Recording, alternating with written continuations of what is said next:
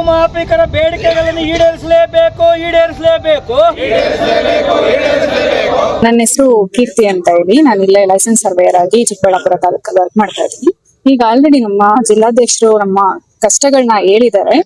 ನಮ್ಗೆ ಇಲ್ಲಿ ಏನು ನಾವು ಮುಷ್ಕರ ಮಾಡ್ತಾ ಇರೋದು ಮೇನ್ ಆಗಿ ಏನ್ ರೀಸನ್ ಅಂತ ಅಂದ್ರೆ, ನಮ್ಗೆ GS ಮತ್ತೆ LS ಅನ್ನೋ ಎರಡು ಇದು ಇದೆ ನಮ್ಮ ಡಿಪಾರ್ಟ್ಮೆಂಟ್ ಅಲ್ಲಿ.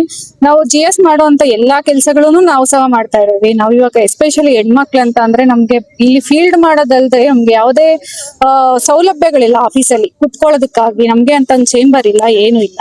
ನಾವು ಅದೇ ನಮ್ಮ ಫೀಲ್ಡ್ ಮಾಡ್ಕೊಂಡ್ ಬಂದಿರೋ ಕೆಲಸಗಳನ್ನ ಮತ್ತೆ ಮನೇಲಿ ಹೋಗಿ ದಾಖಲೆಗಳನ್ನ ಪ್ರಿಪೇರ್ ಮಾಡ್ಬೇಕಲ್ಲ, ಅದನ್ನೆಲ್ಲ ನಾವು ಮನೇಲಿ ಮಾಡ್ಬೇಕಾಗತ್ತೆ. ನಮ್ಗೆ 24x7 ಕೆಲಸ ಮಾಡೋ ರೀತಿ ಆಗ್ತಿದೆ ಹೆಣ್ಮಕ್ಳಿಗೆ ಎಸ್ಪೆಷಲಿ. ಹೋರಾಟ ಮತ್ತೆ ಈಗ ನಾವು ಆಲ್ರೆಡಿ ಬೆಳಗಾವಿಯಲ್ಲಿ, ಮೈಸೂರಲ್ಲೆಲ್ಲ ಹೋರಾಟ ಮಾಡಿದೀವಿ, ಬೆಂಗಳೂರಲ್ಲೂ ಕಂಡಕ್ಟ್ ಮಾಡ್ಬೇಕಂತ ಇದೀವಿ.